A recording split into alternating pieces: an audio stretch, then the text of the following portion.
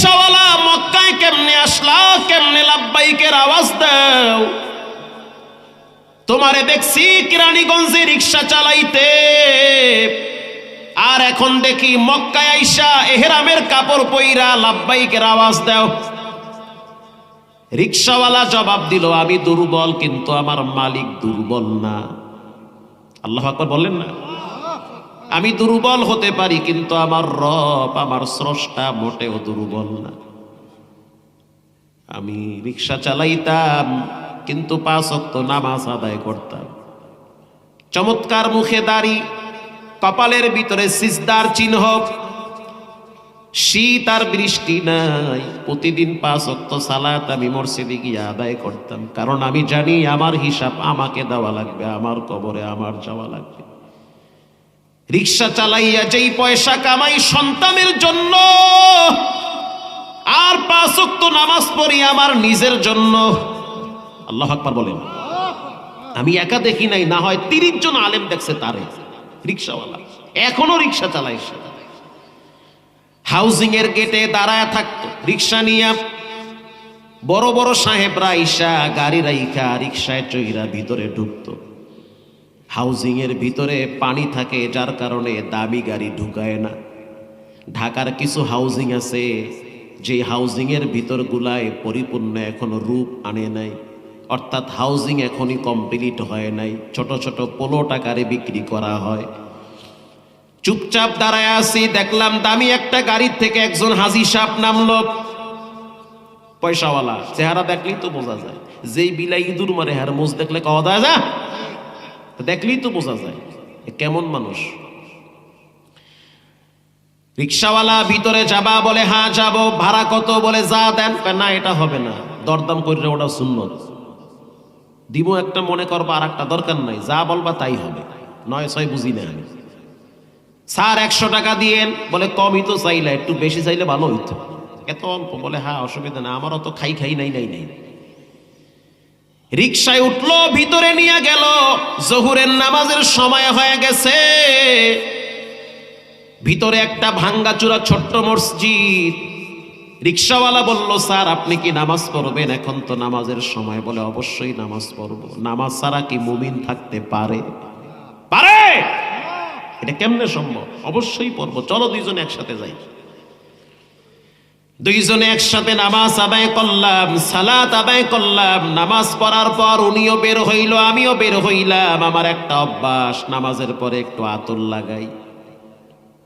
পকেটে একটা ছোট্ট আতর ছিল, আতরটা একজন ইমাম সাহেব আমারে হাদিয়া দিয়েছিল। ইমাম সাহেব নাকি ওমরাত থেকে আতর নিয়ে আসছে, দামি আতর, ভালো লাগছে বিদায় আমারে গিফট করেছে। নামাজ শেষ করার পর আমি ওই হাজী সাহেবের হাতে একটু আতর লাগায় দিছি। স্যার একটু আতর লাগাবেন, খুব মজার আতর, আমার ইমাম সাহেব হাদিয়া দিয়েছে, খুব ফাইন ঘ্রাণ। মারহাবা বলে। আরে কোন ঘাড়ের পানি কই যায় মাওলা সারা জানে কিনা, কখন কি হয়ে যায় এটা কেউ জানে না। জানেন কে? হাজী সাহেব বললে, এত সুন্দর আতর কোথায় পাইলা? বলে ইমাম সাহেব দিছে, উমরাত থেকে নিয়ে আসছে। আমি বেশি লাগাই না, তাড়াতাড়ি শেষ হয়ে যাবে এই জন্য। খালি মুখটা খুলি, হালকা ডলা দিয়া লাগায়া নামাজে দাঁড়ায় যাই, মনে ছিল না, নামাজের পরেই লাগাইলাম। এরপরে আমি পেট্রোল দিলাম, হ্যান্ডেল ধরলাম, কিছু দূর গেলাম। হাজী সাহেব আমারে বলল, রিকশাওয়ালা তোমার আতর তো অনেক মজার, আমারে দিবানি? না দেওয়া যাবে না স্যার, আতর যদি আপনারে দেই তাহলে কিন্তু মক্কা মদিনার স্মৃতি আমার কাছে থাকে না। আমি আল্লাহর ঘরকে বড় ভালোবাসি, যদিও মক্কা মদিনায় যাই নাই, কিন্তু যারা মক্কা মদিনার থেকে আসে তাদের ধুলাগুলা পারি না আমি বুকে লাগাইতে। হাজী সাহেব যখন দেখলো তার ভিতরে মক্কার প্রেম আছে, মদিনার প্রেম আছে, হাজী সাহেব বলল, রিকশাওয়ালা তোমার কি মনে চায় মক্কায় যাইতে, মদিনায় যাইতে? বলে অবশ্যই চাই। আমি যদি তোমার এই মক্কা মদিনায় নেওয়ার ব্যবস্থা করে দেই তাহলে কি তোমার অসুবিধা আছে? হুজুর বলার সাথে সাথে আমার তো ভিতরে আবেগে আমি আপ্লুত হয়ে গেছি, চোখে পানি চলে আসছে।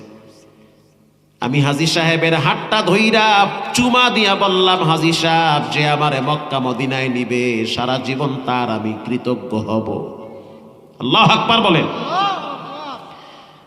সে আমাকে বলল, আগামীকাল তুমি আমার সাথে উত্তরায় 13 নম্বরে দেখা করবা, দেখা করো আমার সাথে। আমি বললাম মস্কারি করছে মনে হয়। সে আমাকে নাম্বার লেখা দিল যে এই নাম্বারে ফোন দিবা। আমি চইলা গেলাম নাম্বার অনুযায়ী সেই জায়গায়। ভিতরে গিয়া দেখলাম অনেক বড় অফিসার মানুষ, কয়েকটা গার্মেন্টসের মালিক। প্রতি বছর তিনি অনেক মানুষকে হজে নেয় ফ্রিতে ওনার টাকার মাধ্যমে। যখন আমি গেলাম আমাকে বলল ছবি তুলো, পাসপোর্ট জমা দেওয়া হবে, নতুন পাসপোর্ট হবে, আগামী হজের সফরে তুমি আমার সাথে মক্কা মদিনার সফরে যাবে। আল্লাহু আকবার, জোরে বলেন। বলেন যেটা কেউ পারে না সেটা পারেন কে? আল্লাহ তাআলা পারে। আল্লাহর উপরে ভরসা রাখেন, আপনার অন্ধকার দিনগুলো আল্লাহ পাক আলোকিত করে দিবে। যার ভিতরে 3টা গুণ থাকবে তার গুনাহ আল্লাহ মাফ করবে। তার জন্য রব্বুল আলামিন রিজকের রাস্তাকে খুলে দিবে। এর ভিতরে আল্লাহ তাআলা 5টা গুণ সম্পর্কে বলেন, ইন্নামাল মুমিনুনা আল্লাযীনা ইযা যুকিরাল্লাহু ওয়াজিলাত কুলুবুহুম ওয়া ইযা তুলিয়াত আলাইহিম আয়াতুহু যাদাতুহুম ঈমানা। 1 নম্বরের ইমানদারদের গুণ হতে হবে, তার ভিতরে ঈমান থাকা লাগবে। 3 জিনিসের নাম ঈমান। ইকরার বিল লিসান, জিহ্বা লড়ায়া পড়তে হবে। বিনা খুঁটিতে আসমান ঝুলায়া রাখছেন কে? এটাকে বলা হয় মৌখিক স্বীকৃতি। মুখ দিয়া বলতে হবে। বিশাল বড় জমিনটারে পানির উপরে ভাসায়া রাখছেন কে? আবার এই জমিন যখন লড়াচড়া শুরু করেছে, বড় বড় পাহাড় দিয়া প্যারাক মাইরা জমিনটারে স্থির করেছেন কে? এটা মৌখিক স্বীকৃতি, ইকরার বিল লিসান। 2 নম্বরে তাসদিক বিল জানান। গাছের একটা পাতা পড়লেও একজনের পারমিশন লাগে, তিনি হলেন কে? 3 নম্বরে আমাল বিল আরকান। মুখে বললে হবে না, অন্তরে বিশ্বাস করলে হবে না, রবকে সিজদা দিয়া দেখাইতে হবে তুমি আমার রব, এই রবই আমার সব। সমুদ্রের পানি ডাইনে যায় বামে যায়, এক পাশের পানি মিষ্টি আর এক পাশের পানি লবণ, এটা করেন কে? এটা অন্তর থেকে বিশ্বাস করা লাগবে। একজন সাহাবী বলল, যাকাতুল ঈমান। ঈমান কাকে বলে? আল্লাহর হাবিব বলল, মান রাদিয়া বিল্লাহি রাব্বা। তুমি তোমার রবকে পাওয়ার পরে যদি সন্তুষ্ট হও, আল্লাহ যে আমাদের রব, আপনারা খুশি না বেজার? আসতে বললে হবে না, খুশি না বেজার? খুশি, আলহামদুলিল্লাহ। মান রাদিয়া বিল্লাহি রাব্বা ওয়া বিল ইসলামি দীনা। আপনি যে মুসলমান, এজন্য আপনি খুশি না বেজার? আপনার ধর্ম কি? আরো জোরে বলেন। আবিল ইসলামি দীনা আবি মুহাম্মাদিন নবিয়্যা রাসূলা। আমাদের নবী সরকারে কায়নাত মুহাম্মদুর রাসূলুল্লাহ সাল্লাল্লাহু আলাইহি ওয়াসাল্লাম, এই 3টা জিনিস পাওয়ার পরে আপনারা খুশি না বেজার? নবীজি বলেন, তোমার ভিতরে ঈমান আছে। মারহাবা বলেন। আপনার ভিতরে ঈমান আছে না নাই কেমনে বুঝবেন? মাপার একটা মিশিং আছে। ডায়াবেটিস মাপার যেমন মিশিং হয়, প্রেসার মাপার যেমন মিশিং আছে, আছে না ভাই? ঠিক তেমনি ভাবে আপনার ঈমান আছে না নাই এটা মাপারও একটা থার্মোমিটার আছে। ওটার নাম হলো ক্বালা ইযা সাররাকতা হাসানাহ ওয়া সাআতকা সাইয়্যা ফাআনতা মুমিন। ভালো কাজ যখন আপনার অন্তরে শান্তি দেয়, নামাজ পড়া ভালো কাজ, কোরআন পড়া ভালো কাজ, জিকির করা ভালো কাজ, কোরআনের পক্ষে স্লোগান দেওয়া ভালো কাজ, এই ভালো কাজ যাদের অন্তরে শান্তি দিবে, বুঝতে হবে তাদের কি আছে। বলেন ভাই, ঈমান আছে। খারাপ কাজ যাদের অন্তরে অশান্তি দিবে, বুঝতে হবে তাদের অন্তরে ঈমান আছে। আপনি গোপনে একটা খারাপ কাজ কইরা ফেলাইছেন, পৃথিবীর কেউ দেখে নাই, দেখেছেন কে? এই খারাপ কাজটা করার পরে আপনার ভিতরে জ্বালা পড়া শুরু হয়ে গেছে। কেন আমি খারাপ কাজটা করলাম, এই খারাপ কাজের কারণে আমার ফ্যামিলির উপরে এটার প্রভাব পড়তে পারে। আপনার ঘুম হয় না, খানা হয় না, কেন আমি জঘন্য অপরাধটা করলাম, মিথ্যা কথাটা আমি কেন বললাম। নবীজি বলেন, খারাপ কাজ যখন তোমার অন্তরে অশান্তি দিবে, বুঝতে হবে তোমার ভিতরে কি আছে। জোরে বলেন ভাই, কি আছে? ঈমান আছে। হযরত ওমর রাদিয়াল্লাহু তাআলা আনহু বসে বসে হাড্ডির উপরে লিখতেছে।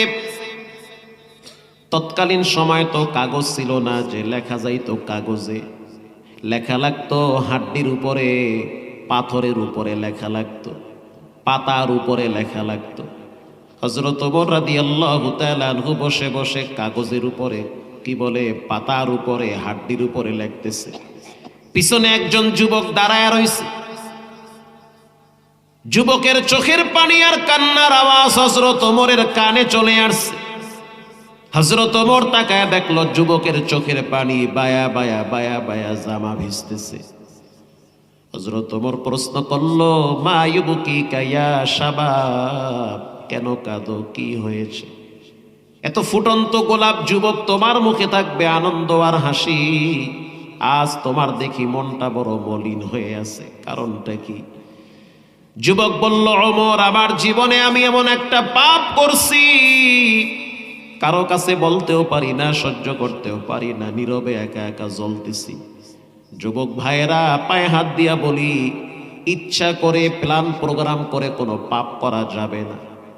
পাপ মানুষকে কোনোদিন শান্তি দেয় না। পাপের অপর নাম হলো মানসিক যন্ত্রণা। পাপ মানুষকে নীরবে জ্বালায়া পুরায়া ছাই বানায়। পাপ মানুষের পারিবারিক জীবনে অশান্তি বাড়ায়। পাপ মানুষের ব্যক্তি জীবন, সামাজিক জীবনে অশান্তি বাড়ায় দেয়। কুল্লু নাফসিম বিমা কাসাবাত রহিনা। পৃথিবীর সবার কথা মিথ্যা হতে পারে, আল্লাহ নবীর কথা মিথ্যা হতে পারে? পারে? পারে না। হযরত ওমর প্রশ্ন করলো, কেন কাঁদো? বলে, পাপ করছি। কি পাপ করলা? বলে, বলা যাবে না, লজ্জা হয়। কেমনে বলি, শরম লাগে, কিন্তু অপরাধ কইরা ফেলাইছি, ধরা খায় গেছি আল্লাহর কাছে, কি করব আমি এখন? বাঁচার তো কোনো রাস্তা নাই। হযরত ওমর রাদিয়াল্লাহু তাআলা আনহু এই যুবককে সাথে নিয়ে নবীর দরবারে চলে গেল। আল্লাহর হাবিব তাকায়া দেখলো ওমরের চোখের গোড়ায় পানি পড়তেছে। নবীজি প্রশ্ন করলো, মা ইউবকিকা ইয়া ওমর, কেন কাঁদো, কি হয়েছে? হযরত ওমর রাদিয়াল্লাহু তাআলা আনহু বলেন, আমি কাঁদি নাই, যুবকের কান্নার কারণে আমারও কান্না আসতেছে। যুবক মানুষ, চোখে পানি, খুব কষ্ট লাগে আমার।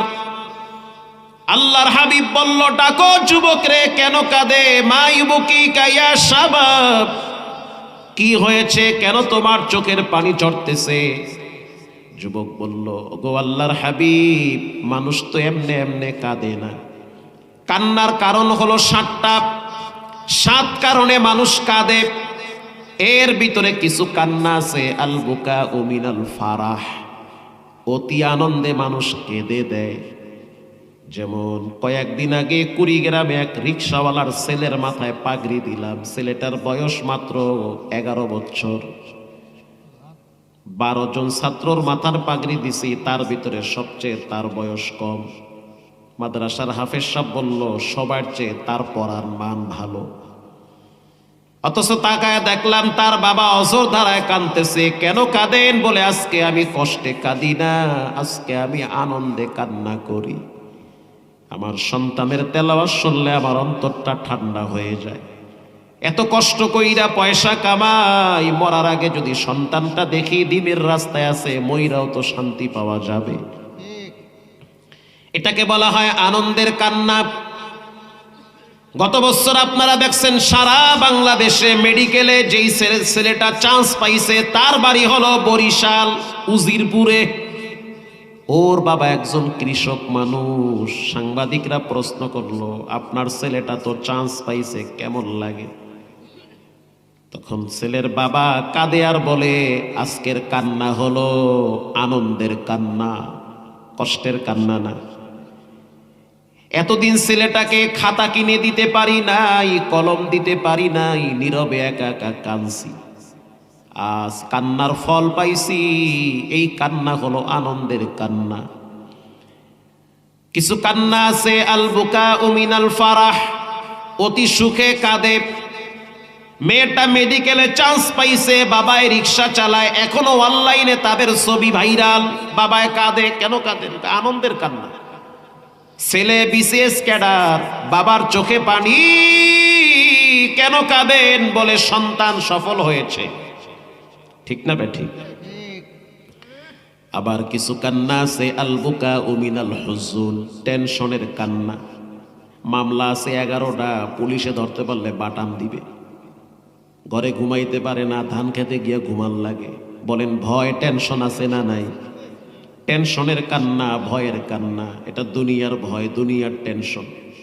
আবার কিছু কান্না আছে আল বুকা মিন খাশিয়াতি, আল্লাহর ডর, আল্লাহর ভয়েতে চোখের পানি ছেড়ে কাঁদে। এটাকে বলা হয় শ্রেষ্ঠ কান্না। আল্লাহু আকবার বলেন, শ্রেষ্ঠ কান্না এটা। নবীজি প্রশ্ন করলো কেন কাঁদো? বলে এই কান্না হলো রবের ডরের কান্না। জীবনে এমন একটা অপরাধ করছি, ঘরের বাচ্চারা পর্যন্ত জানে না যে আমি বাবা কত বড় অপরাধী। বাসায় গেলে বাচ্চারা মনে করে আমার বাবা বুঝি আল্লাহওয়ালা মানুষ, নেককার মানুষ, কিন্তু আমি বাপ যৌবনের তাড়নায় তো অনেক অন্যায় করে ফেলেছি। আমার স্ত্রী জানে স্বামী অনেক ভালো, কিন্তু না না, গোপনে আমি মারাত্মক পাপের সাথে জড়িত হয়েছি। টেনশনে ঘুম হয় না, খানা খাইতে পারি না, ভয় লাগে, কারণ পাপ মানুষকে শান্তি দেয় না। ঠিক না ঠিক? কইরা ফেলাইছি, পাপ কি করো? নবীজি বলল এমন কি অপরাধ করলা? হাল আশরাকতু বিল্লাহ, তুমি কি আল্লাহর সাথে শিরিক করছো? কালা, শিরিক করি না আমি। আল্লাহ একজন, আল্লাহুস সামাদ, তিনি বেনিয়াজ বেমুখাফিকি, কারো কাছে ঠেকা না। দুনিয়ার সবাই একজনের কাছে ঠেকা, তিনি হলেন কে? নবীজি আবার বলল হাল কাতালতু নাফসি, তুমি কাউকে খুন করেছো, কতল করেছো? বলল না হুজুর, আমি খুনও করি নাই, কাউকে হত্যা করি নাই। শিরিক করলা না, হত্যা করলা না, তাহলে এমন কি পাপ করেছো? যুবক বলল ইয়া রাসূলুল্লাহ, আমার একটা বদ অভ্যাস আছে, পৃথিবীর মানুষ জানে না, জানেন আমার আল্লাহ। যখন মহল্লার কোনো মানুষ মারা যায়, লাশ যখন কবরে রাখে, আমি সেই কবরের পাশে গিয়া দেখি লাশ ভিতরে আছে, বুঝতে পারি লাশ ভিতরে আছে। আমি কবর খনন করে লাশ বের করে কাপনের কাপন আলাদা কইরা উলঙ্গ অবস্থায় লাশ ফালায়া রাখি, আর কাপনের কাপন নিয়া বাজারে বিক্রি করি। আমি হইলাম নাম করা চিহ্নিত একজন কাপন চোরা। কি চোরা? কাপন চুরি করি। ঘটনাক্রমে একদিন শুনতে পাইলাম মদিনার একজন সুন্দরী সুশ্রী নারী মারা গেছে। সংবাদটা পাওয়ার পর আমি চইলা গেছি গোরস্থানে। গোরস্থানে যাওয়ার পর আমি একা একা নিজের হাতে মাটি সরাইলাম। মাটি সরানোর পর আমি লাশ ওখান থেকে বের করলাম। লাশ বের করার পর আমি কাপনের কাপন আলাদা কইরা ফেলাইছি। আমি তাকায় দেখলাম অনেক সুন্দর সুশ্রী নারী। আমার ভিতরে তখন কাম ভাব চলে আসছে, আমার ভিতরে তখন নফসে আম্মারা প্রভাব লাভ করেছে। ওগো আল্লাহর হাবিব, তখন আমি ওই মৃত সুন্দরী নারীর সাথে জিনা করেছি। এরপরে যখন আমি জিনা কইরা রওনা হইছি, তখন আল্লাহর কুদরত, আল্লাহ মেয়েটার জবান খুলে দিয়েছে। আল্লাহু আকবার বলেন। মেয়েটার কণ্ঠে আওয়াজ দিয়ে বলল, যুবক এটা কি করলি? নিজেও নাপাক হইলি, আমারেও নাপাক বানাইলি। জীবনে কোনোদিন আমার সাথে এরকম ব্যবহার কেউ করে নাই। হাসরের ময়দানে কোন চেহারা নিয়ে রবের সামনে দাঁড়াবি? এমন একটা দিন আসবে মাটির নিচে তোমাকেও যেতে হবে। মাটির জায়গাটা কিন্তু বড় ভয়ঙ্কর জায়গা। মাটির নিচে কেউ কাউকে সাপোর্ট করে না, কেউ কাউকে পরিচয় দেয় না, ফালায়া রাখবে, খবর নিবে না, দোয়া করবে না, বাতিও জ্বালাইবে না, কম্বলও দিবে না। এটা এমন একটা জায়গা, বছর চলে যাবে তারপরও কেউ কিছু পাঠাইতে চায় না। এই জায়গায় আসার পরে মানুষের অবস্থা কিন্তু ভয়াবহ হয়ে যায়। জেনাকার হয়ে গেলাম, তাও আবার মৃত নারীর সাথে জেনা করলাম। ওগো আল্লাহর হাবিব, এই আওয়াজ শোনার পরে আমার তো বদদয় হয়েছে, বিবেক বুদ্ধি আমার খুলে গিয়েছে, আসলেই তো জঘন্য অপরাধ করেছি। খাবার খাইতে বসলে মেয়েটার কণ্ঠের আওয়াজ আমার কানে ভাসে, খাইতে পারি না, ঘুমাইতে পারি না, কারণ পাপ মানুষকে শান্তি দেয় না। আমি যখন রাত্রিবেলা বিছানায় পিঠটা লাগাই তখন ভয় লাগে, না জানিয়েই বুঝি কবরে শোয়া লাগছে। গো আল্লাহর হাবিব, এখন আমার কি উপায়? ওই যে হাদিস পড়লাম, খারাপ কাজ যখন মানুষের অন্তরে অস্থিরতা বাড়ায় দেয়, কেন আমি খারাপ কাজ করলাম, এটা যদি অন্তরে থাকে বুঝতে হবে তার ভিতরে কি আছে। জোরে বলেন কি আছে? ভাই, অপরাধ হইতেই পারে, মানুষ বলতেই গুনাহগার, কিন্তু গুনাহ করার পরে এটার উপরে স্থির থাকা যাবে না, তওবা করতে হবে, অস্থিরতা চলে আসতে হবে। আল্লাহর হাবিব এই যুবককে ধমক দিয়া তাড়ায় দিল, চলে যাও এখান থেকে, মৃত নারীর সাথে জেনা করলাম, আর তোমার চেহারাটা আমি আর দেখতে চাই না। যুবক এবার কাঁদতে কাঁদতে চলে গেল পাহাড়ের চূড়ায়। অন্ধকার রাত, সবাই যখন ঘুমায় গেল, যুবক এবার নামাজে দাঁড়ায়া বাচ্চাদের মতো কাঁদতেছে আর বলতে আছে, আল্লাহু হাজিরিন আল্লাহু নাজিরিন আল্লাহু মাঈন আল্লাহু আল্লাহ। আল্লাহু আকবার বলেন। ও মালিক, তুমি আর আমি আর তুমি আর কেউ নাই। মদিনার পশু পাখিগুলা ঘুমায়, বাচ্চারাও ঘুমায়, কৃষক ঘুমায়, রাখালরাও ঘুমায়, কিন্তু আমার চোখে ঘুম নাই, কারণ আমি একজন জাহান্নামের আসামি। গুনাহ করে করে আমি আমার জীবনটারে নাপাক বানায় ফেলাইছি। মাটিতে পা রাখলে মনে হয় মাটি আমার পা ধরে টান মারে, কারণ মাটিরও জবান আছে। ইয়াউমা ইযিন তুহাদ্দিসু আখবারাহা, মাটি একদিন রবের সাথে কথা বলবে। এটা অপরাধী, আমার ভিতরে দিয়া দেন, এটা খারাপ, আমার ভিতরে দিয়া দেন, এর ব্যাপারে আমি সাক্ষী দিলাম, অপরাধ করেছে, আপনি মঞ্জুর করেন। আবার এই জায়গার মাটি আপনার পক্ষে বলবে, রব কষ্ট করে ঠান্ডার ভিতরে বসেছিল, এদেরকে মাফ করে দেন, বিনা হিসাবে জান্নাতুল ফেরদাউসের মেহমান বানায়া দেন, এদেরকে মাফ করে দেন। ঠান্ডা মাটিতে ধৈর্যের সহিত একজন আলেমের কাছ থেকে কিছু নসিহত শুনেছে, আমি মাটি সাক্ষী দিলাম, সবগুলারে ক্ষমা করে দেন। हर गुरीदे देने तू तैयारो है, जो ना मांगे उससे तू बेजारो है। চোখের পানি আর কান্না আল্লাহর কাছে সবচেয়ে প্রিয়। বাচ্চা যদি না কাঁদে, মা তাহলে দুধ দেয় না। বান্দা যদি না কাঁদে, রবের কাছে কবুল হইতে চায় না।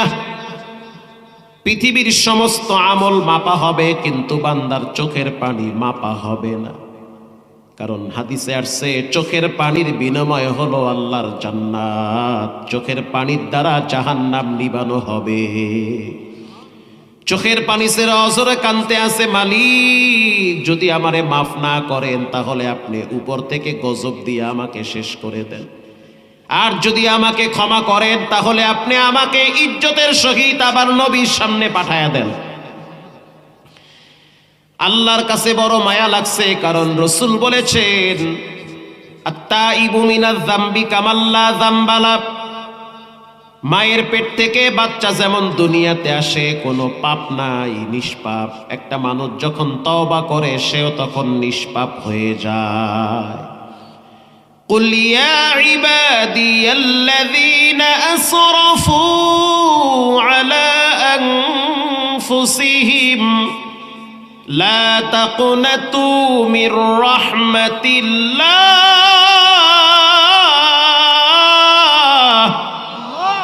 আমি বলি নাই, বলেছেন কে?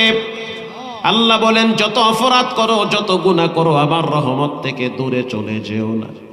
মানুষের যখন গুনাহ মাফ হয় তখন শরীর হালকা হয়ে যায়, সে নিজেই বুঝে যে আমার রব আমাকে মাফ করেছে। কাজ কাম কইরা শান্তি পায়, ঘরে গেলে আনন্দ পায়, বাচ্চারাও তার কথা শুনে, মনে হয় দুনিয়াটাই রব তার জন্য একটা সাধারণ জান্নাত বানায় রাখছে। রাস্তায় হাঁটলে মানুষ তারে সালাম দিবে। গোপন পাপ মানুষের গোপন সম্মান নষ্ট করে, গোপন আমল মানুষের গোপন মর্যাদা বাড়ায় দেয়। যখন কোনো মানুষ গোপনে রবের দরবারে তওবা করে, তখন সমাজের মানুষের কলিজায় রব তার ভালোবাসা বাড়ায় দেয়। শুধু তাই না, এই বিষয়ে কোরআনে দলিল আছে, ইন্নাল্লাযীনা আমানু ওয়া আমিলুস সালিহাত সায়াজআলু লাহুমুর রহমানু উদ্দা। আল্লাহু আকবার বলেন। আল্লাহ বলেন যারা ঈমান আমল আনে, আপনাদের কষ্ট হয় নাকি? যারা ঈমান আমল আনে, যাদের ঈমান আছে, আমল করে, গোপন আমল প্রকাশ্যে আমল, গোপন আমল রাস্তা দিয়ে হাঁটতেছেন, পাশে মসজিদ, 10 টাকা ফালায়া দেন, কেউ দেখে নাই, দেখেছেন কে? গোপন আমল। গোপন আমল রাত্রিবেলা রাস্তা দিয়ে হাঁটেন, জিহ্বা লড়ায় পড়তেছেন আস্তাগফিরুল্লাহ, এটা গোপন আমল, কেউ শুনে নাই, শুনেছেন কে? গোপন আমল। রাস্তা দিয়ে হাঁটতেছেন, ইটের টুকরা পড়ে আছে, ফালায়া দেন, গোপন আমল। এই যে গোপনে আমল করতেছেন, রব্বুল আলামিন বলেন আমি তোমার মহব্বত জমিনের বাসিন্দাদের কলিজার ভিতরে লাগায়া দেই। হাদিসে আসছে যখন মানুষ ঈমান আর গোপন আমল করে, তখন তার ভালোবাসা দূরের মানুষের অন্তরে দান করে। এজন্য দেখবেন তার মৃত্যুর উপরে দূর থেকে মানুষ এসে জানাজায় হাজির হয়, লক্ষ লক্ষ মানুষ তার জন্য দিল থেকে দোয়া করে। কেন? বুদ্ধা মহব্বত তৈরি করে দেয় কে? ভালোবাসা বাড়ায় দেয় আল্লাহ। যখন যুবক বলল রব্বুল আলামিন হয় মাফ করেন, তা না হলে এখানেই শেষ করে দেন, আল্লাহ রব্বুল আলামিন হযরত জিবরাইলকে পাঠায় দিল কোরআনের আয়াত দিয়া। মারহাবা বলেন। হযরত জিবরাইল আইসা হাজির, কোরআনের একটা আয়াত নিয়ে আসছে, والذين إذا فعلوا فاحشة أو ظلموا أنفسهم ذكروا الله।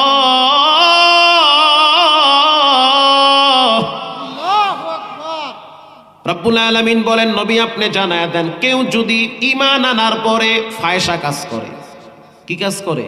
ফায়সা, খারাপ কাজ, জেনা করছে, হারাম খাইছে, মদ খাইছে, জুয়া খেলেছে, আকাম করছে, দুনিয়ার উল্টা পাল্টা করছে, রব্বুল আলামিন বলেন এই জঘন্য অপরাধগুলি করার পরে যদি সে বলে যাকারুল্লাহ, আমি রবকে যদি স্মরণ করে, কি করে?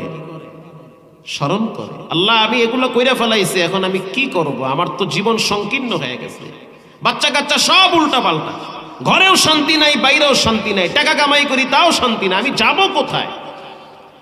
আল্লাহ বলেন নবী জানায়া দেন যাকারুল্লাহ, তারা যদি আমাকে স্মরণ করে আমি রব তাদের সব গুনাহ মাফ করে দিব। যুবককে জানায়া দেন তার চোখের পানি আর কান্নার কারণে আমি রব তার জিন্দেগির সমস্ত জিনার গুনাহ মাফ করে দিয়েছি।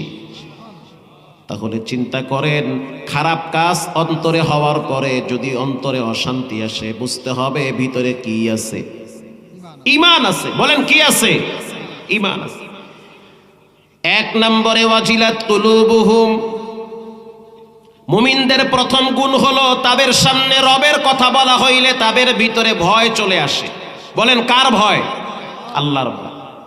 আগের যুগে বাচ্চাদের ভিতরেও আল্লাহর ভয় ছিল, এই যুগে দেখবেন অর্ধেক কবরে গেছে, হসপিটালে পড়ে আছে, তারপরেও গুনাহ করে। একজন রোগী দেখার জন্য মুগদা মেডিকেলে গেছি, ছেলে অনেক বড় পয়সাওয়ালা, অনেক টাকার মালিক, হুজুর আপনি আমাকে এনে জুমা পড়ান, চলুন আব্বারে দেখতে যাবেন।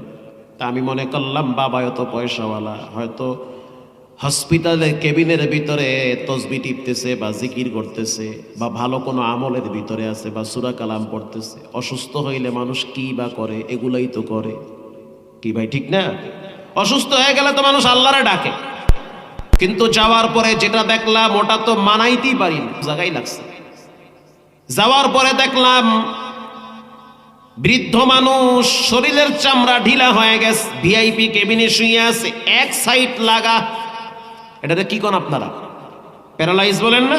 প্যারালাইজ। একটা সাইড অবশ হয়ে গেছে, আর একটা সাইড সচল আছে। আরে আশ্চর্য বিষয়, ডান হাতে দেখলাম টিভির রিমোট দিয়া টিভির সিরিয়াল পাল্টাইতেছে। সুবহানাল্লাহ। কি আউযুবিল্লাহ না নাউযুবিল্লাহ? আরে মরার দরজায় গিয়েও দেখি টিভির রিমোট দিয়া সিরিয়াল পাল্টায়। কিও চাচা এমন কে? কয় ভাল লাগছে না আমার। ঢাকায় মানুষ তো ভাল লাগছে না, অস্থির লাগছে আমার, খারাপ লাগছে আমার। এনে কতক্ষণ হয়ে থাকে, আরে আউলা ঝাউলা কথা শুরু করে দিচ্ছে। তার মানে তার ভাল লাগতেছে না, খারাপ লাগতেছে বিদায় সে টিভি দেখতেছে, অথচ তার অর্ধেক কবরে চলে গেছে। কিছু মানুষ আছে মরার দরজায় গিয়াও পাপ করতে করতে মরে। কক্সবাজার ঘুরতে গেছে, 3 বন্ধু মদ খাইয়া টাল হইয়া হইয়া রয়েছে। সকালবেলা দরজা ধাক্কায় তাও খোলে না, বাইঙ্গা ভিতরে গিয়ে দেখে মুখ দিয়ে রক্ত বাইরে সিটাই হইয়া রয়েছে, মানে জায়গায় ডেট। মদ খাইতে খাইতে মরে, এমন মরণ আছে না? বিড়ি একটা টান দিয়েছে, আর একটা দেওয়ার আগে আজরাইল কল্লা চাপে ধরছে, আর টান দিবি কই, বহুত টান দিয়েছে, কবরে বাটাম ফাটা শুরু হয়ে যাবে। আবার এমনও মৃত্যু আছে যে নামাজে দাঁড়াইছে, রুকুতে গেছে, এর ভিতরেই তার মরণ চলে আসছে। ঠিক না ভাই? ঠিক। প্রিয় ভাইরা আমার, তাফসীরের কিতাবে পড়েছি, বাপ আর ছেলে দুইজনে রাস্তা দিয়ে হাঁটতেছে দামেস্কের একটা অঞ্চলে। কিছু দূর যাওয়ার পরে বাবায় তাকায় দেখলো বিশাল বড় একটা আঙ্গুর ফলের বাগান। জান্নাতানি আন ইয়ামিনি ওয়া শিমাল, ডানেও বাগান বামেও বাগান। কি ফলের বাগান? আঙ্গুর। আঙ্গুর চিনেন না? আঙ্গুর ফল। বাবায় সন্তানরে বলল, এখানে দাঁড়াও, আমি আঙ্গুর ফলের বাগানে ঢুকলাম, কিছু আঙ্গুর পেড়ে নিয়ে আস। মালিকের অনুমতি ছাড়া আঙ্গুর পালা হালাল না হারাম? সন্তানকে বলল, সন্তান এখানে দাঁড়াও, আমি ভিতরে ঢুকতেছি, কেউ যদি আমাকে দেখে তাহলে সতর্ক করবা। বাবায় কেবলমাত্র বাগানে ঢুকলো, আঙ্গুরের থোকা ধইরা টান মারছে। যখনই টান মারল, সন্তান চিৎকার দিয়া বলল, ইয়া আবি আহাদুন ইয়ারানা, ও আমার বাবা, একজন ব্যক্তি তোমার দিকে তাকায় আছে। বাবাই জোতা মতো হালায় মারছে, দৌড়, ধরা বুঝি খাইয়া গেছি, মালিক বুঝি আইয়ে পড়ছে। আইসা দেখে সন্তান একা চুপচাপ দাঁড়ায় রইছে। বাপ বলতে আছে, সন্তান তুমি কি আমার সাথে মজা নিতেছো? বলে, না না, মজা নেই না। তাহলে কেন বললা যে কে যেন আমার দিকে তাকায় রইছে? কেউ তো দেখি না। সন্তান বলল, বাবা, মানুষ তো দেখে না, কিন্তু মানুষের আল্লাহ তোমার দিকে তাকায় রইছে। বাবা তখন সন্তান তারে বুকের সাথে জড়ায়া কপালে চুমা দিয়া বলে, মালিক এমন সন্তান দিয়েছ যেই সন্তান কিনা তোমার ভয় আমারে দেখায়। আর বর্তমান সমাজের সন্তানরা মা বাবার সাথে বেয়াদবি করে, অবহেলা করে। মা বাবার কণ্ঠের আওয়াজ এখন আর মজা লাগে না। নিজের ঘর দামি ঘর, নিজের খাট দামি খাট, মায়ের খাট হলো ভাঙ্গা ব্রিটিশ পিরিয়ডের খাট। নিজের মাথার উপরের ফ্যানটা ব্র্যান্ডের ফ্যান, বাবার রুমের ফ্যানটা দেখি পাখাগুলা বেঁকা হয়ে জং ধরে গেছে। নিজের শরীরে দামি কম্বল, বাবার শরীরে তেরানের কম্বল দিয়া ঘুম পাড়ায় রাখছে। অথচ এমন একটা সময় ছিল যখন সন্তানের সুখ শান্তির জন্য বাবায় একটা শার্ট গা দিয়া বছরকে বছর কাটাইছে। সন্তানের শান্তির জন্য বাবায় দামি জুতা পায়ে লাগায় নাই। সন্তানের সুখ শান্তির জন্য বাবা 3 বেলা পেট ভইরা খাইতে পারে নাই। সন্তানের সুখ শান্তির জন্য বাবা আরামের বিছানায় ঘুমাইতে পারে নাই। আছে না নাই? রব্বুল আলামিন বলেন, ওয়ালা তানহারুহুমা, খবরদার মাথায় চাকি দিয়া কথা বলবা না। ওয়া কুল্লাহুমা কাওলান কারীমা, নরম ভাষায় মা বাবার সাথে কথা বলবা। তাহলে মুমিনদের 1 নম্বরের গুণ, ওয়াজিলাত কুলুবুহুম, আল্লাহর কথা বইলে, আল্লাহর কথা বললে তাদের অন্তরে ভয় চলে আসবে। বলেন কার ভয়? আল্লাহর। আজান হয়ে গেছে, শাটার লাগায় দেন। আজান হয়ে গেছে, অটো গাড়ি ব্রেক করেন। আজান হয়ে গেছে, কৃষক কৃষি কাজ বাদ দিয়া নামাজের জন্য প্রিপারেশন নেন। ঠিক না বে ঠিক? আল্লাহর আওয়াজ কানে আসছে, সব পালান। নিজের ভালো তো পাগলেও বুঝে। 2 নম্বরে وَإِذَا تُلِيَتْ عَلَيْهِمْ آيَاتُهُ زَادَتْهُمْ ঈমানা। রব্বুল আলামিন বলেন 2 নম্বরের গুণ, মুমিনরা কোরআন তেলাওয়াত করে। মারহাবা বলেন। এটা কি আমার কথা না আল্লাহর কথা? وَإِذَا تُلِيَتْ عَلَيْهِمْ آيَاتُهُ মুমিনরা নিয়মিত কোরআন পড়ে। আল্লাহর হাবিব বলল, সাহাবীরা কে পারবা এক খতম পইরা ঘুমাইতে? বেলাল বলে, হুজুর আমি না গোলাম, মানুষের বাড়ি কাজ করি, উটের পায়খানা সাফ করি, আমার দ্বারা তো সম্ভব হবে না, গরিব মানুষ আমি। খাব্বাব রাদিয়াল্লাহু তাআলা আনহু বলল, হুজুর আমিও গরিব। খোবায়েব বলল, হুজুর আমিও গরিব, এক খতম কোরআন শরীফ পড়ার মতো শক্তি আর সামর্থ্য আমার নাই। আম্মার রাদিয়াল্লাহু তাআলা আনহু বলল, হুজুর ইসলাম গ্রহণ করার পর বেঈমানেরা আমার সম্পদগুলো সব দখল করেছে, আমি পারবো না, আমি গরিব মানুষ, পেটে ভাতে জীবন চালাই। আল্লাহর হাবিব সাল্লাল্লাহু আলাইহি ওয়াসাল্লাম বলল, তোমাদের জন্য সুসংবাদ, ও নারী ও পুরুষ, তোমাদের জন্য সুসংবাদ, ও নারী ও পুরুষ, তোমাদের জন্য সুসংবাদ। কেউ যদি সূরা ইখলাস 3 বার পাঠ করে, তার আমলনামায় 1 খতম কোরআনের নেকি জমা করে দেওয়া হয়। হযরত বেলাল হাইসা দিয়া বলল, হুজুর নিঃসন্দেহে এটা রবের পক্ষ থেকে আমাদের প্রতি দয়া। মারহাবা বলেন। 3 বার তেলাওয়াত করতে 1 মিনিট সময় লাগে। কুল হুয়াল্লাহু আহাদ আল্লাহুস সামাদ লাম ইয়ালিদ ওয়া লাম ইউলাদ ওয়া লাম ইয়াকুল লাহু কুফুয়ান আহাদ। 3 বার পড়বেন, 1 মিনিট সময় লাগে। নবী বলেন, মান ক্বারা কুল হুয়াল্লাহু আহাদ, একবার যদি পড়ো 10 পারা লিখে দেওয়া হয়, 2 বার 30 পারা, 20 পারা, 3 বার 30 পারার নেকি আমলনামায় জমা হয়। যেদিন চোখ বন্ধ হয়ে যাবে সেদিন বুঝবা প্রত্যেকটা হরফ তোমার কবরে বাতি জ্বালায়া দিবে। আল্লাহর হাবিব সাহাবায়ে কেরামদের চেহারার দিকে তাকায় দেখলো অনেকের চেহারা মলিন হয়ে আছে। নবীজি বলল, চেহারা মলিন হওয়ার কোনো কারণ নাই, সুসংবাদ তোমাদের জন্য। ধনী মানুষের বাড়ি গাড়ি দেখা আফসোস করবা না, বিশেষ করে ধনীদের বড় বড় ইমারত দেখে, অট্টালিকা দেখে মনে কষ্ট নিবা না। একটা সময় ধনীওয়ালাও থাকবে না, বাড়িওয়ালাও থাকবে না, বাড়িও থাকবে না, সব ভেঙ্গে মাটির সাথে মিশায় দিবেন কে? তোমাদের জন্য একটা সুসংবাদ, তোমরা কে পারবা সূরা ইখলাস 10 বার পড়তে? নবীর সাহাবী সাদ বিন আবি আক্কাস দাঁড়ায় বলল, হুজুর আমি পারবো। 10 বার পড়তে সময় লাগে মাত্র 3 মিনিট। ঠিক না বেঠিক? ধইরা নিলাম আস্তে আস্তে পড়লেও সর্বোচ্চ 5 মিনিট। আল্লাহর হাবিব বলল, সুসংবাদ, এগুলো হলো মূল পুঁজি। দুনিয়ায় চলতে যেমন টাকা লাগে, কবরে গেলে এই নেকিগুলা বেশি লাগবে। নবীজি বলল, সুসংবাদ, তোমরা সূরা ইখলাস 10 বার পড়ো। কেউ যদি 10 বার সূরা ইখলাস পড়ে, রব্বুল আলামিন তার জন্য জান্নাতে একটা স্বর্ণ এবং রূপা খচিত বিল্ডিং বানায়া দেয়। এটা বাইহাকি শরীফের হাদিস, দুর্বল হাদিস না, সত্য হাদিস। মারহাবা বলেন। সূরা ইখলাস 10 বার পড়বেন, জান্নাতে বিল্ডিং হয়ে যাবে। অন্য এক হাদিসে আল্লাহর হাবিব বলেন, কে পারবা 1 খতম কোরআন তেলাওয়াত কইরা বিছানায় ঘুমায় যাবা আরেকদিন? সাহাবীরা বলল, হুজুর আমরা গরিব, কষ্ট করে সংসার চালাই, 1 খতম পড়া তো এত সহজ না।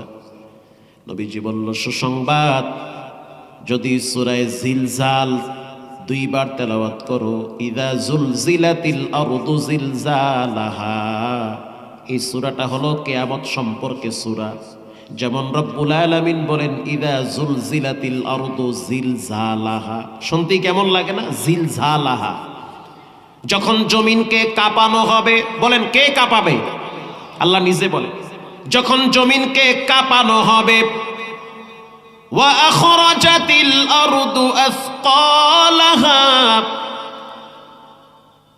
যখন মাটির নিচের বোঝাগুলা উপরে ফালায় দেওয়া হবে। মাটির নিচের বোঝা হলো মানুষ। কে? মানুষ। যখন দেখবেন আপনার দাদা সামনে ঘুরতেছে, হাই হাই 80 বছর আগে দাদায় মরছে, এখন দেখি সামনে আটতে আছে, সুবহানাল্লাহ। ওয়া আখরাজাতিল আরদু আথকালাহা, রব বলেন যখন দেখবা মাটির নিচের বোঝা উঠায় ফেলানো হয়েছে।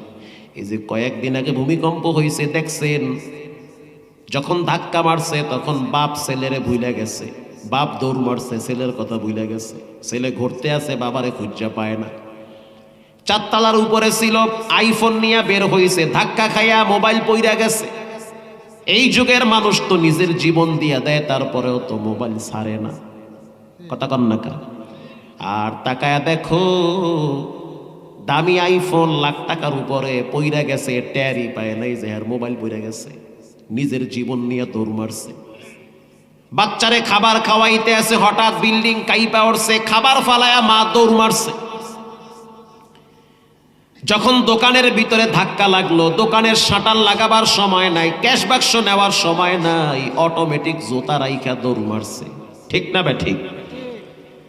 প্রিয় ভাইরা আমার, রব্বুল আলামিন বলেন যখন দেখবা মাটির নিচের বোঝা উপরে উঠায় ফেলানো হয়েছে, তখন তোমরাই বলবা ওয়াকালাল ইনসানু মা লাহা, মানুষ বলবে কি হইল, কেন এমন হইতেছে, কেন দেখলাম বিশাল একটা বিল্ডিং ধবস করে মাটিতে পইরা মিশে গেছে, কেন দেখলাম ওই মহল্লার সব ঘর বাড়িগুলা মাটির সাথে মিশে গিয়েছে, কেন দেখলাম ডানে বামে কবরের মানুষগুলা উপরে উঠা দাঁড়ায় গেছে। আল্লাহু আকবার বলেন। এটা হঠাৎ একদিন হয়ে যাবে। রব বলেন ওয়া আখরাজাতিল আরদু আথকালাহা, কিয়ামত সম্পর্কে আল্লাহ সূরা হজের ভিতরে বলেন ইয়া আইয়ুহান নাসুত্তাকু রাব্বাকুম ইন্না জালজালাতাস সাআতি শাইউন আযীম।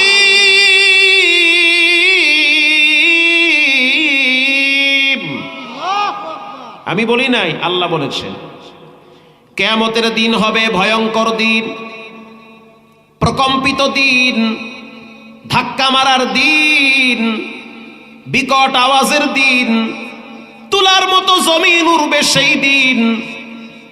ইয়াউমা তারাউনাহা তাযহালু কুল্লু মুরদিআতিন আম্মা আরদাআত ওয়া তাদউ কুল্লু যাতি হামলিন হামলাহা। আল্লাহ বলেন গর্ভধারিণী মায়েরা তাদের গর্ভ খালাস হয়ে যাবে। আল্লাহু আকবার বলেন।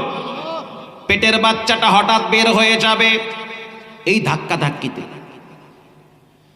দুগ্ধ পুষ্য সন্তান যখন দুধ পান করবে, মা সন্তানের কথা ভুলে যাবে। আল্লাহ বলেন ওয়ামা হুম বিসুকারা, মানুষগুলা নেশার মতো হেলতে থাকবে, ধুলতে থাকবে। ওগো নবীজি, একজন আরেকজনকে বলবে এরা কি নেশাখোর নাকি, এমন কেন করতেছে, অথচ সে নিজেও ঢুলবে। আল্লাহ বলবেন ওয়ামা হুম বিসুকারা, এরা কেউ নেশা করে নাই, তাহলে কি হইছে? ওয়ালাকিন্না আযাবাল্লাহি শাদীদ। আল্লাহ বলেন এটা আল্লাহর আযাব। বলেন কার আযাব? এটা আল্লাহর আযাব। জুমার দিন কিয়ামত হয়ে যাবে। ওয়াকালাল ইনসানু মা লাহা, মানুষ বলবে কি হচ্ছে। ওয়াকালাল ইনসানু মা লাহা ইয়াউমাইযিন তুহাদ্দিসু আখবারাহা বিআন্না রাব্বাকা আওহা লাহা। এটা রবের অর্ডার। বলেন কার অর্ডার? এটা রবের অর্ডার। নবীজি বলেন কেউ যদি এই সূরা 2 বার পড়ে, সে যেন মনে করে তার রব তার আমলনামায় 1 খতম কোরআনের নেকি জমা করে দিবে। তাহলে মুমিনদের 2 নম্বরের গুণ, তুলিয়াত আলাইহিম আয়াতুহু, মুমিনরা নিয়মিত কোরআন পড়বে। পারেন না তো একটা সূরা পড়েন, তাও পারেন না তো সূরা ফাতিহা পড়েন, তাও যদি না পারেন সূরা ইখলাস তেলাওয়াত করেন। তেলাওয়াত না কইরা মইরেন না, তেলাওয়াত না কইরা খাটিলাই উঠেন না, প্রতিদিন নিয়মিত 2-4টা আয়াত তেলাওয়াত করেন। রব বলেন মুমিনদের 3 নম্বরের গুণ ওয়া আলা রাব্বিহিম ইয়াতাওয়াক্কালুন, মুমিনরা কোরআন তেলাওয়াত করার পর তাদের ঈমান বাড়তে থাকে, বাড়তে বাড়তে তাওয়াক্কুল ভরসা করে একজনের উপরে, তিনি হলেন কে? এরপরে মুমিনদের 4 নম্বরের গুণ, শেষের দিকে চলে আসছে, কষ্ট হবে না। আল্লাযীনা ইউকীমুনাস সালাতা ওয়া মিম্মা রাযাকনাহুম ইউনফিকুন। মুমিনদের 4 নম্বরের গুণ হলো মুমিনরা নিয়মিত সালাত আদায় করে। মুমিনরা প্রতিদিন 5 ওয়াক্ত সালাত আদায় করে। কার জন্য? হে যুবক ভাই, যদি তুমি জিনাও করো তারপরেও বলবো নামাজ ছাইরো না। পায়ে হাত দিয়ে বলি, অনুরোধ করে বলি, এই যুগে মানুষ বেশি দিন বাঁচে না। হঠাৎ হঠাৎ এমন এমন রোগ ধরা পড়ে, মানুষ সুস্থ হয়ে বসেও থাকতে পারে না। নামাজ ছাড়লা তো জীবনের সবচেয়ে বড় ভুলটা করলা। কে মরল কে বাঁচলো দেখার টাইম পরে, তোমার নামাজ আগে পড়া লাগবে। যেই বন্ধু বান্ধব তোমার মোবাইলে আর একটা মেয়ের ছবি পাঠায়, সে বন্ধু হতে পারে না, বন্ধুর বেশে দুশ্মন। যেই বন্ধু বান্ধব তোমারে বাজে আড্ডার দিকে ডাকতে থাকে, সে তোমার বন্ধু হতে পারে না। তোমার বন্ধু হবে যারা, তারা তোমাকে নামাজের দিকে ডাকবে। আজান হয়ে গেলে বন্ধু সব বাদ দাও, আগে আল্লাহর ঠিক রাখতে হবে, ঠিক না ঠিক? আজান হয়ে গেলে সব কাজ পরে, নামাজ আগে, ডিউটিগুলার যথাযথ আদায় করা লাগবে। আল্লাহ বলেন মুমিনদের 4 নম্বরের গুণ, মুমিনরা নিয়মিত প্রতিদিন 5 ওয়াক্ত সালাত আদায় করে। গত 4 দিন আগে 5 দিন আগে আপনারা দেখেছেন, আমি এরকম বলতে থাকলে ফজর হয়ে যাবে। এই ভিডিওটা গোটা পৃথিবীর মানুষ দেখছে। ফজরের টাইমে মাদ্রাসার ছাত্ররা, বিশেষ করে হেফজখানার বাচ্চারা আজানের আগে উঠে। কি ঠিক না? কেন আগে উঠে? কারণ ওই সময় তাদের মুখস্থ শক্তিটা ভালো থাকে। ওই সময় মুখস্থ করার পড়াটা 2-4 বার পইরা এরপরে ওস্তাদকে শোনায়। সাধারণত মাদ্রাসার ছাত্ররা তেলাওয়াত করার আগে 2-4 রাকাত তাহাজ্জুদ পড়ে। তাকাইয়া দেখলাম সিসি ক্যামেরা চলতেছে, 4-5টা ছাত্র একসাথে তাহাজ্জুদ পড়ল। কেউ রুকুতে, কেউ সেজদায়, কেউ কিয়াম করতেছে। কিন্তু ছোট একটা বাচ্চা রুকুতে গেল আর দাঁড়াইতে পারতেছে না। ডাইনে বামে সবাই নামাজ শেষ হয়ে গেল। একজনে পিঠে যখন হাত দিল, আস্তে করে কাইতে পড়ে গেছে। 2-4 জন ছাত্র আইনা ধইরা মাথায় পানি দিল, বুঝতে পারলো রূপের ভিতরেই তার জীবনের শেষ নিঃশ্বাস ত্যাগ করেছে। কি মরণ! নামাজে মৃত্যু। যার জীবনে নামাজ নাই, তার জীবনে সফলতা নাই। এবার আপনারা বলেন, যখন কোনো মানুষ মারা যায় তখন তার কবরে সুয়াল জবাব হয় কি হয় না? প্রথম প্রশ্ন হয় মান রব্বুকা, বলেন আমাদের রব কে?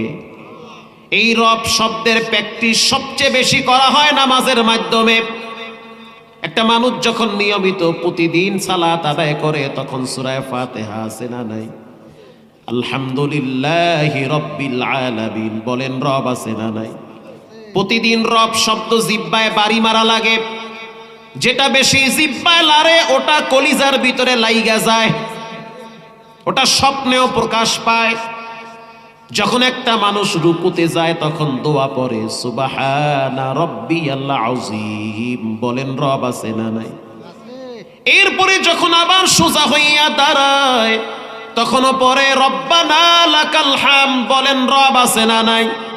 আবার যখন আপনি সিজদায় যান, তখন পড়েন সুবহানা রাব্বিয়াল আ'লা, বলেন রব আছে না নাই? প্রতিদিন যদি আপনি নামাজ আদায় করেন, অন্তত পক্ষে যদি ফরজটাও পড়েন, তা হইল 200 বার রব শব্দ মুখ থেকে আল্লাহ বের করে। আর এই মানুষটা যখন হঠাৎ মারা যায়, ফেরেশতারা যদি প্রশ্ন করে, বলো তোমার রবের নাম কি? অটোমেটিক মুখ থেকে বের হয় রব্বি আল্লাহ, রব আমার একজন, তিনি হলেন কে? 5 নম্বরের গুণ, মুমিনরা আল্লাহর দেওয়া সম্পদ আল্লাহর রাস্তায় ব্যয় করে। 1 নম্বরের গুণ, রবের কথা শুনলে ভয় আসে, বলেন কার ভয়? 2 নম্বরের গুণ, তারা নিয়মিত কোরআন তেলাওয়াত করে। 3 নম্বরের গুণ, তারা তাওয়াক্কুল ভরসা ব্যবসার উপরে করে না, রাজনীতির উপরে করে না, ভরসা করে একজনের উপরে, তিনি হলেন কে? 4 নম্বরে সালাত, 5 নম্বরে দান। এই 4টা আমল যারা করবে, রব বলেন উলাইকা হুমুল মুমিনুনা হাক্কান লাহুম দারাজাতুন ইনদা রাব্বিহিম ওয়া মাগফিরাতুন ওয়া রিজকুন কারীম। আল্লাহ বলেন তারাই হলো প্রকৃত মুমিন যাদের ভিতরে 5টা গুণ থাকবে। রবের ওয়াদা, তাদেরকে ক্ষমার ঘোষণা দেওয়া হইল, তাদেরকে মাফ। এক নামাজ থেকে আরেক নামাজ, মাঝখানে যত গুনাহ সব আল্লাহ মাফ করে দেয়। 2 নম্বরে রব্বুল আলামিনের ওয়াদা, তাদের রিজকে আল্লাহ বরকত বাড়ায় দেয়। 3 নম্বরে রব্বুল আলামিন বলেন তাদের মর্যাদা সম্মান আমি রব বাড়ায় দেই। আজ থেকে পাক্কা ওয়াদা করে নেন, জীবনে নামাজ ছাড়বো না, হারাম খাবো না, মা বাবার সাথে বেয়াদবি করবো না। যার আব্বা আম্মা আছে খেদমত করেন, মা বাবার সাথে সৎ আচরণ করেন।